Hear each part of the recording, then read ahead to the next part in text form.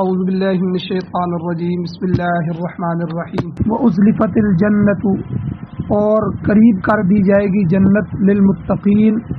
متقین کے لیے، ڈرنے والوں کے لیے، وبرزت الجحیم، اور ظاہر کر دیا جائے گا دوزخ کو، جہنم کو، للغاوین، گمراہوں کے لیے، وقیلا، اور کہا جائے گا لہم، ان کے لیے، اینما، کہاں ہیں وہ، کنتم تعبدون، جن کی تم عبادت کرتے تھے، من دون اللہ، اللہ کے سوا، اللہ کو چھوڑ کے جن کی تم عبادت کرتے تھے، آج وہ کہاں ہیں، هل ینصرونکم، کیا وہ تمہاری مدد کر سکتے ہیں، او ینتصرون، یا وہ بدلہ لے سکتے ہیں، فکبکبوا فیہا، پس اوندے منہ ڈالے جائیں گے وہ اس جہنم میں، ہم، وہ بھی، والغاوون، اور کجرو لوگ، گمراہ لوگ، وجنود ابلیس اجمعون، اور ابلیس کے تمام لشکروں کو بھی اوندے منہ جہنم میں ڈالا جائے گا، قالو، وہ کہیں گے، وہم فیہا یختصمون، اس حال میں کہ وہ لوگ جہنم میں جھگڑا کرتے ہوں گے، جھگڑ رہے ہوں گے، کیا کہیں گے کہ تاللہ، اللہ کی قسم، ان کننا لفی ضلال مبین، بے شک ہم تو کھلی گمراہی میں تھے، کس وقت، اذ، جب، نسویکم برب العالمین، ہم تم کو برابر ٹھہرا رہے تھے رب العالمین،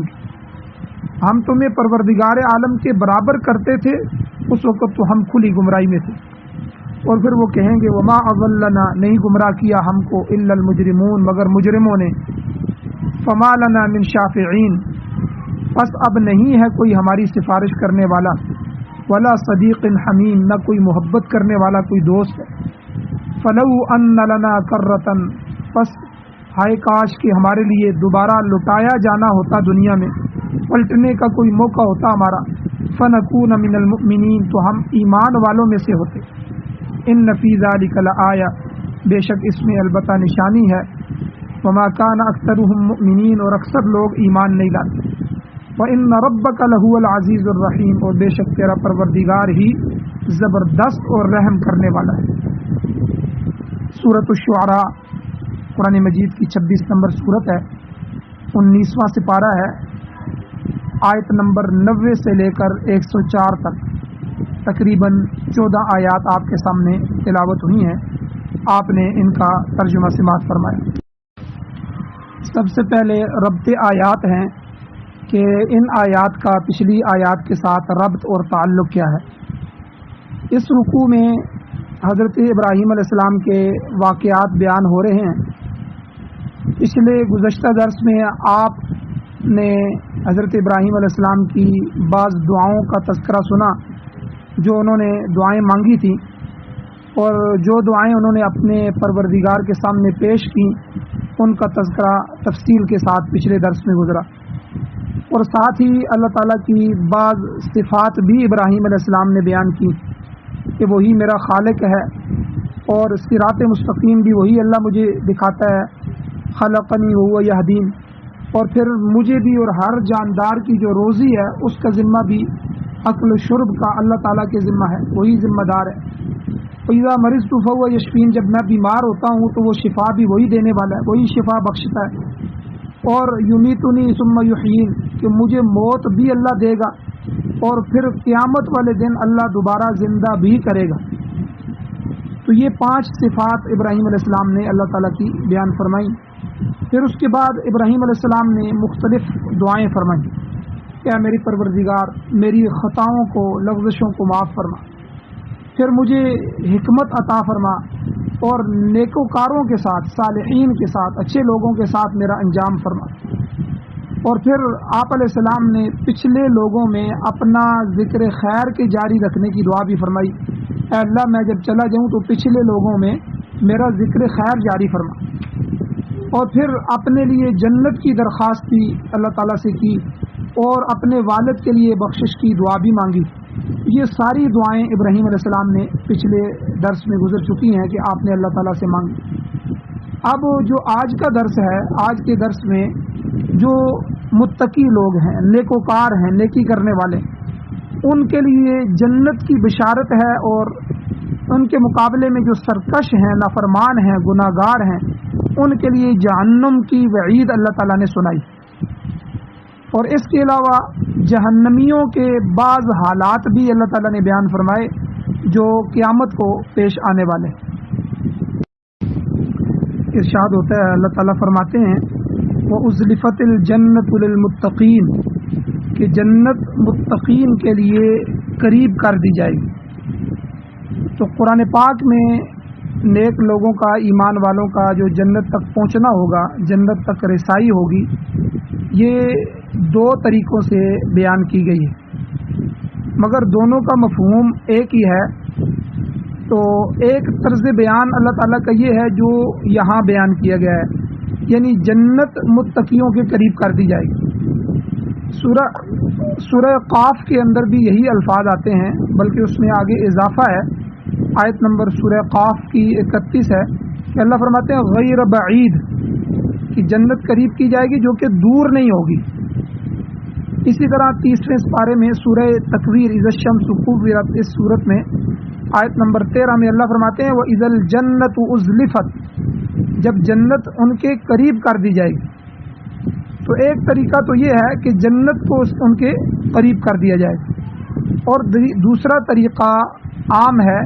کہ اہل ایمان کو جنت میں داخل کیا جائے گا۔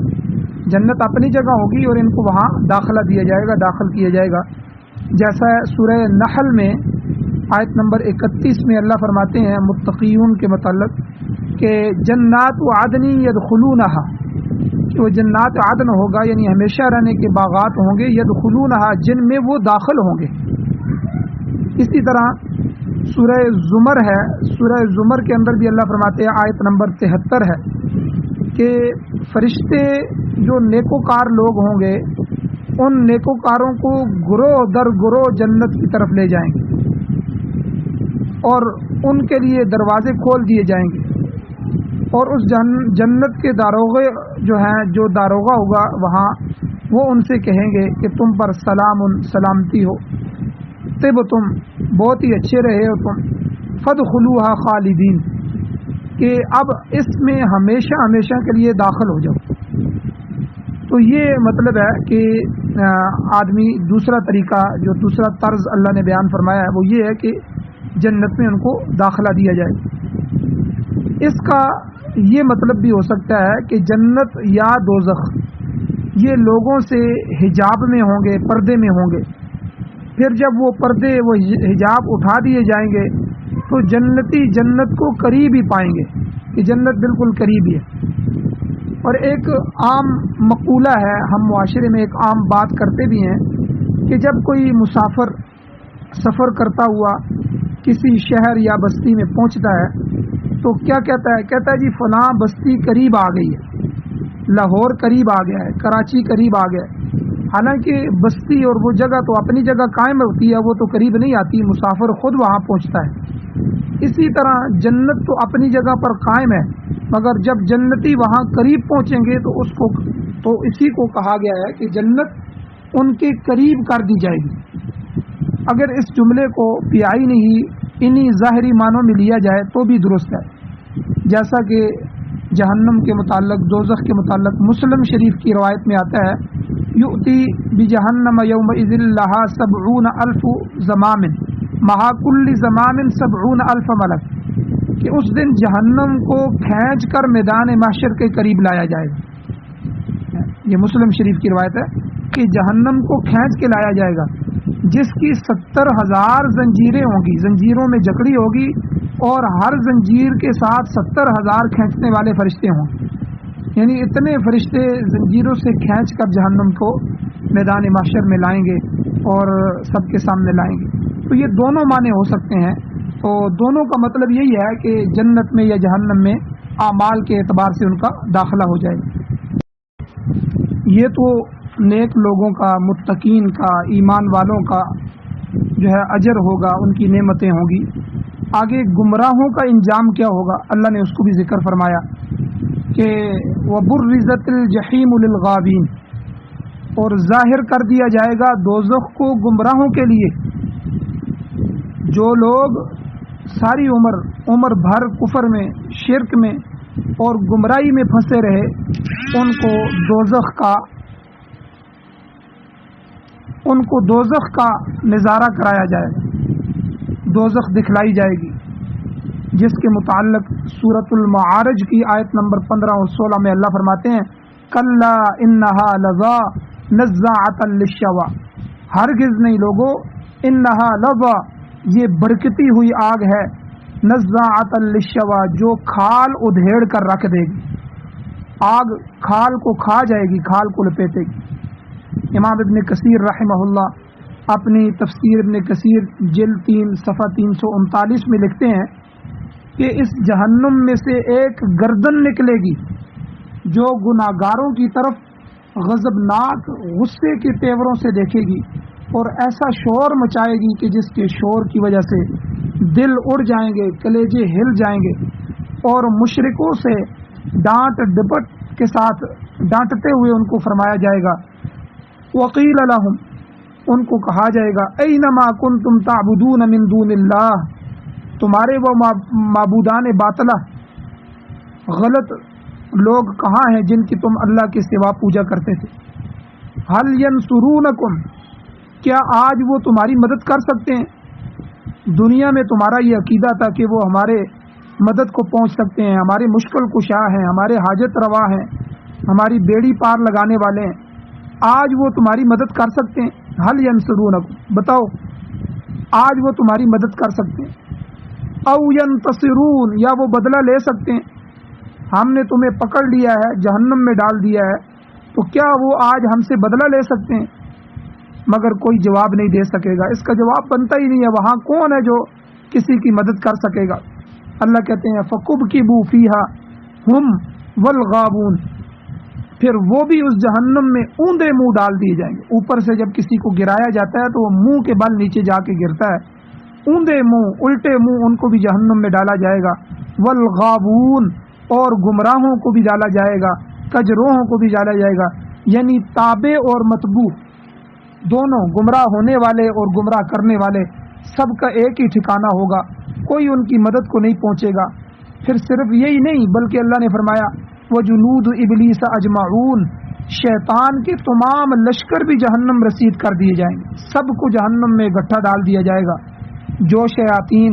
شیطان کے کہنے پر، جنات اور شیاطین اور لوگوں میں سے جو شیاطین تھے جو دوسرے لوگوں کو بہکا کر کفر کی طرف، شرک کی طرف لے جاتے تھے، ان پر آمادہ کرتے رہے، ان سب کو جو ہے جہنم میں ڈالا جائے گا۔ قالوا وهم فيها يختصمون، وہ سارے کے سارے اس جہنم میں جھگڑا کریں گے، آپس میں جھگڑ رہے ہوں گے، دوزخ میں پہنچنے والے آپس میں جھگڑتے ہوئے یہ کہیں گے تاللہ ان کنا لفی ضلال مبین، اللہ کی قسم ہم تو کھلی گمراہی میں تھے، ہم تو ضلالت میں تھے، ہم تو غلط راستے پر تھے۔ اس وقت وہ اقرار کریں گے کہ دنیا میں ہم نے صحیح راستہ اختیار نہیں کیا اور ادھر ادھر ہم بھٹکتے رہے ہیں۔ اذ نسویکم برب العالمین، جبکہ ہم تمہیں پروردگار عالم کے برابر ٹھہراتے تھے۔ وما اضلنا الا المجرمون، ہمیں تو ان مجرموں نے یعنی گناہگاروں نے گمراہ کر دیا تھا۔ تو اس وقت اللہ نے وہ منظر کھینچا ہے کہ چھوٹے لوگ بڑے لوگوں کی طرف اشارہ کریں گے، اور تابعین ماننے والے اپنے متبوعین کو مورد الزام ٹھہرائیں گے کہ یہ ہم سے اپنی عبادت کراتے رہے، ہم نے ان کے حکم کی وجہ سے، ان کے حکم کو مانتے ہوئے خدا کا حکم سمجھ کر اس پر عمل کرتے رہے، ہم ان کو نظر و نیاز پیش کرتے رہے، مگر یہ آج ہماری کچھ مدد نہیں کر پائے، بلکہ ہمارے ساتھ یہ بھی جہنم میں پہنچ چکے، انہوں نے تو ہمیں مروا دیا۔ اللہ کہتے ہیں آگے وہ کہیں گے فما لنا من شافعین، آج ہماری سفارش کرنے والا کوئی نظر نہیں آتا، کوئی سفارشی نہیں ہے جو ہمیں اس عذاب سے چھڑا سکے، ولا صدیق حمیم، نہ ہی کوئی محبت کرنے والا دوست ہے جو دوستی کا حق ادا کرے۔ تو اس وقت جو تابعین ہوں گے وہ سخت مایوسی کا اظہار کریں گے۔ تو یہاں پر علماء نے ایک نقطہ بھی لکھا ہے کہ یہاں لفظ شافعین کو جمع لایا گیا، جبکہ صدیق کا لفظ جو ہے وہ مفرد ہے۔ اس کی ایک وجہ تو یہ ہو سکتی ہے کہ صدیق اسم جنس کی طرح، جس کا اطلاق جو ہے مفرد اور جمع دونوں پر ہوتا ہے، اور اس کا مطلب یہ ہے کہ عادتاً ہم نے دیکھا ہے کہ سفارشی تو بہت سارے ہوتے ہیں، ہر بندہ سفارش کر لیتا ہے، اس لیے جمع کا صیغہ اللہ نے استعمال کیا ہے کہ دنیا میں بہت سارے سفارشی ہوتے تھے، آج تو ان کے لیے کوئی سفارشی نہیں، جبکہ اس کے مقابلے میں جو صدیق ہوتا ہے، مخلص دوست، عزیز الوجود جو ہوتا ہے، یہ بہت کم اکا دکا لوگ ہوتے ہیں، اس لیے صدیق کے لفظ کو مفرد لایا گیا ہے اور جو ہے شافعین کے لفظ کو جمع لایا گیا۔ تو بہرحال ان کی کوئی سفارش کرنے والا نہیں ہوگا، کوئی صدیق اور دوست نہیں ہوگا جو ان کو اس آگ سے چھڑا دے۔ پھر یہ لوگ آپس میں ایک دوسرے سے پوچھیں گے، فَلَوْ أَنَّ لَنَا كَرَّةً فَنَكُونَ مِنَ الْمُؤْمِنِينَ، کیا ایسا بھی ہو سکتا ہے کہ ہمارے لیے دنیا میں دوبارہ لوٹ جانا ہو، ہم دوبارہ دنیا میں لوٹا دیے جائیں اور وہاں جا کر ایمان لانے والوں میں شامل ہو جائیں، اور اب اگر ہمیں دنیا میں لوٹایا جائے گا تو اب کی بار ہم کفر اور شرک کے قریب بھی نہیں جائیں گے، نہ ہی شیطان کے کہے میں آئیں گے اور نہ ہی دوسرے جو معبودان باطلہ ہیں ان کے جھانسے میں آئیں گے، بلکہ اگر ہمیں دنیا میں لٹا دیا جائے تو صدق دل سے اللہ کی وحدانیت پر ایمان لے آئیں گے۔ کیا ایسا ممکن ہے؟ کیا ہمیں لٹایا جا سکتا ہے؟ فلو، ہے کاش کہ ان لنا کرتن، ہمارے لیے دوبارہ لٹایا جانا ہوتا، فنکون من المؤمنین، تو ہم بھی ایمان والوں میں ہوتے۔ لیکن اللہ فرماتے ہیں ان کی یہ حسرت کبھی پوری نہیں ہوگی۔ سورہ بقرہ کے اندر بھی اللہ نے فرما دیا، سورہ بقرہ میں آتا ہے کہ جو تابعین ہیں، تابعین وہ کہیں گے کہ اگر ہمیں دنیا میں دوبارہ لٹا دیا جائے تو ہم ان متبوعین سے، جن کو ہم مان رہے ہیں، ان سے اسی طرح بیزاری کا اظہار اور اعلان کریں گے جس طرح آج یہ ہم سے کر رہے ہیں۔ آج یہ ہمیں پہچان ہی نہیں رہے، آج یہ ہمارا ساتھ ہی نہیں دے رہے، تو جس طرح یہ آج ہمارے ساتھ ہو گئے ہیں، اگر ہمیں بھی دنیا میں لٹایا جائے تو ہم بھی اسی طرح ان کے منکر ہو جائیں گے، ان سے بیزاری کا اعلان اور اظہار کریں گے۔ اسی طرح اللہ فرماتے ہیں آگے کہ اللہ ان کے اعمال ان کو دکھائیں گے، ان کے اعمال کو حسرت کی صورت میں دکھایا جائے گا، یہ ان کی زنا، یہ ان کے سود، یہ ان کی رشوت، یہ ان کی غلط کاریاں، یہ ان کی نافرمانیاں، جتنے بھی اعمال ہوں گے اللہ ان کے دکھائیں گے۔ اور اللہ کہتے ہیں وما ہم بخارجین من النار، آیت نمبر 167 ہے کہ اللہ کہتے ہیں وہ دوزخ سے کبھی نہیں نکل سکیں گے۔ ان کی یہ حسرت، دنیا میں لوٹائے جانے کی حسرت، یہ افسوس ان کے دل ہی میں رہ جائے گا۔ اور سورہ سجدہ میں اللہ تعالیٰ فرماتے ہیں کہ مجرم لوگ اپنے پروردگار کے سامنے سر نگوں کھڑے ہوں گے، سر جھکائے ہوئے کھڑے ہوں گے،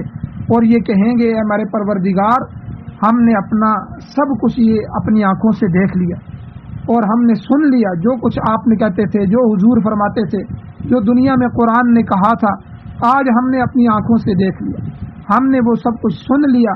فرجعنا نعمل صالحا، آیت نمبر 13 میں ہے، اللہ فرماتے ہیں وہ کہیں گے اے اللہ ہمیں دوبارہ لوٹا دیجئے تاکہ ہم نیک عمل کریں، ہمیں دنیا میں واپس بھیج دیجئے، اب ہم اچھے اعمال انجام دیں گے۔ مگر کیا جواب ملے گا؟ اللہ کہیں گے وذوقوا عذاب الخلد بما کنتم تعملون، آیت نمبر 14 ہے، اللہ کہیں گے اب اپنی کارگزاری کے بعد جب تم عمل کرتے تھے، تمہاری بدعمالیوں کی وجہ سے جو تمہیں ہمیشہ کا عذاب مل چکا ہے اس کو چکھو، اب تم واپس نہیں جا سکتے۔ حقیقت یہ ہے کہ یہ بدبخت گروہ اگر دوبارہ بھی دنیا میں لٹا دیے جائیں تو پھر بھی وہی بدعمالیاں شروع کر دیں گے جو پہلے کرتے رہے ہیں۔ اللہ تعالیٰ نے یہ بھی فرما دیا۔ آگے اللہ تعالیٰ نے فرمایا حرف آخر کہ ان فی ذلک لآیہ، بے شک اس میں البتہ نشانی ہے، اور وہ نشانی کیا ہے کہ ابراہیم علیہ السلام نے اپنی قوم کے سامنے اللہ کی وحدانیت کی جو بھی دلیلیں پیش کی ہیں اور قوم کو جس طریقے سے بھی سمجھایا، اس میں اللہ تعالیٰ کی یکتائی کی برہان، اللہ کے ایک ہونے کی، وحدہ لا شریک ہونے کی دلیل صاف موجود ہے۔ انسان اگر ذرا سا بھی غور و فکر کرے تو اس کے جتنے بھی شکوک اور شبہات ہیں، اعتراضات ہیں، وہ رفع ہو سکتے ہیں، دور ہو سکتے ہیں۔ اس کے باوجود اللہ نے فرمایا کہ وما کان اکثرهم مؤمنین، ان میں سے لوگوں کی اکثریت ایمان سے محروم رہتی ہے، انہیں توحید کی بات سمجھ میں آتی ہی نہیں ہے، اور اس طرح وہ کفر اور شرک پر اڑے رہتے ہیں۔ فرمایا یاد رکھو وَإِنَّ رَبَّكَ لَهُوَ الْعَزِيزُ الرَّحِيمُ، بے شک تیرا پروردگار دو صفتوں والا ہے، البتہ وہ عزیز الرحیم، زبردست بھی ہے اور رحیم بھی ہے۔ زبردست یعنی آج تو یہ لوگ اللہ کی توحید کو تسلیم نہیں کرتے، مگر قیامت والے دن ان کو پتہ چلے گا کہ جس کے ساتھ وہ غیروں کو شریک بناتے رہے وہ کتنا زبردست اور غالب ہے۔ سورہ یوسف میں آیت نمبر 21 میں اللہ فرماتے ہیں وَاللَّهُ غَالِبٌ عَلَىٰ أَمْرِهِ وَلَٰكِنَّ أَكْثَرَ النَّاسِ لَا يَعْلَمُونَ، اللہ تعالیٰ تو اپنے ہر کام پر غالب ہے، اس کے ارادے اور مشیت میں کوئی چیز حائل نہیں ہو سکتی، جو وہ ارادہ کرتا ہے وہ ہو رہا ہے، جو وہ چاہتا ہے وہ ہوتا ہے۔ آگے اللہ کہتے ہیں وَلَٰكِنَّ أَكْثَرَ النَّاسِ لَا يَعْلَمُونَ، مگر اکثر لوگ اس بات کو نہیں جانتے اور وہ گمراہی میں لاپرواہ ہو کے پڑے رہتے ہیں۔ آگے اللہ تعالیٰ نے دوسری صفت فرمائی کہ الرحیم، کہ وہ عزیز الرحیم، عزیز بھی ہے، زبردست اور غالب بھی ہے، اس کے ساتھ ساتھ رحیم بھی ہے۔ کیا مطلب کہ اس کا کوئی بندہ جب بھی گناہ کو چھوڑ کر، نافرمانی کی زندگی کو چھوڑ کے، سرکشی کے راستے کو چھوڑ کر اس کے دروازے پر آ جائے اور اس کی وحدانیت کو تسلیم کر لے تو وہ نہایت رحم والا بھی ہے اور معاف بھی کر دیتا ہے۔ سورۃ الانعام کی آیت نمبر 12 میں اللہ فرماتے ہیں کتب علی نفسہ الرحمہ، کہ اس اللہ نے اپنے اوپر رحمت کو لکھ دیا ہے، رحمت کرنے کو اللہ نے اپنے اوپر واجب کر رکھا ہے۔ اور اسی طرح سورہ اعراف کی 156 نمبر آیت میں اللہ فرماتے ہیں وَرَحْمَتِي وَسِعَتْ كُلَّ شَيْءٍ، کہ میری رحمت ہر چیز پر وسیع ہے۔ جو ہی اس کا کوئی بندہ اس کی طرف رجوع کرتا ہے اس کی رحمت اس بندے کو ڈھانپ لیتی اور وہ اللہ تعالیٰ بندے کو معاف کر کے اپنی آغوش رحمت میں لے لیتا ہے۔ اس لیے اس آیت میں گناہ گاروں کے لیے ایک امید بھی ہے کہ جو بندہ جتنا مرضی گناہ گار ہو جائے، 100 قتل بھی کر دے یا پوری زندگی بھی گزار لے،